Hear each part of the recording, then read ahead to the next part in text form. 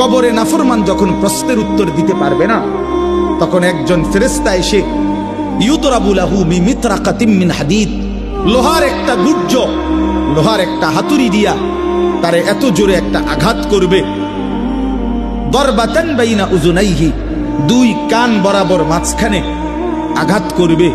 আল্লাহ রাসূল বলেন ফায়াসিহু সাইহাতান, নাফরমান এত জোরে একটা চিৎকার মারবে, ইয়াসমাউহা মান ইয়ালিহি ইল্লা সাকালাইন, মানুষ এবং জিন ব্যতীত আল্লাহর সমস্ত সৃষ্টি বেঈমানের চিৎকার শুনতে পাবে।